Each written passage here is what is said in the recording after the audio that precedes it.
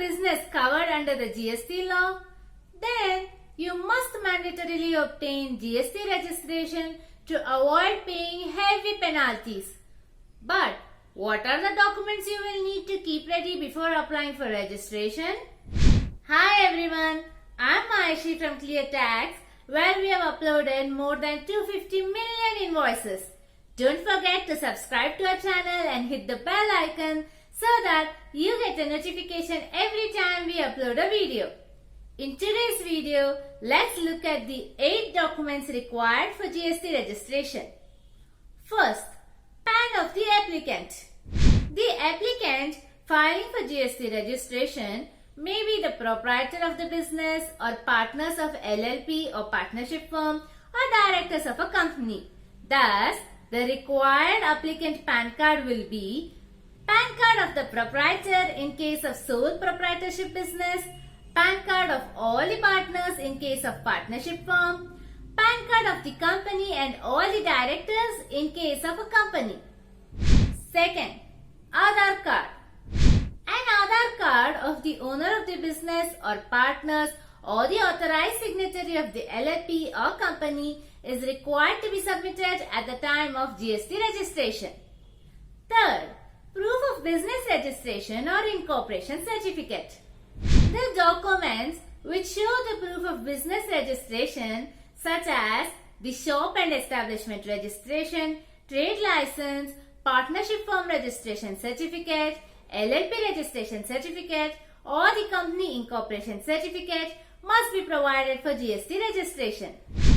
Is the proof of business registration or incorporation certificate making sense? If it is, write GST in the comments below. Fourth, identity and address proof of promoters or directors with photographs. The documents showing the identity and address proof of promoters, partners or directors are passport, driving license, voter's identity card and Aadhaar card. The details of the name and address in the identity and address proof should match with the details in the PAN card.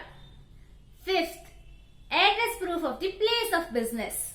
The documents showing the address proof of the place of business include property tax receipt, municipal khata copy, electricity bill copy, ownership deed or document in case the office is situated on owned property, lease or rent agreement in case the office is situated on a leased or rented property, consent letter or NOC from the owner. Sixth, bank account statement or cancelled check.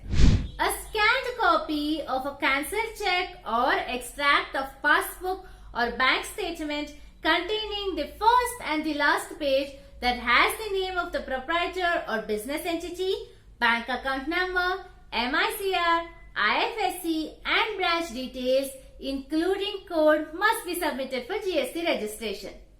Seventh, digital signature. The digital signature certificate of the proprietors or partners or the authorized signatory of the LLP or company is required to file the GST registration application.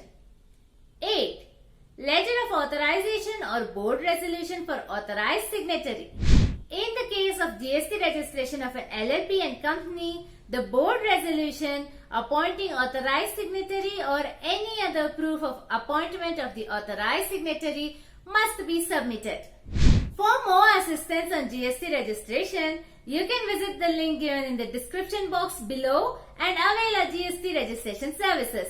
ClearTax will help you with seamless GST registration and an error-free filing experience with customized templates.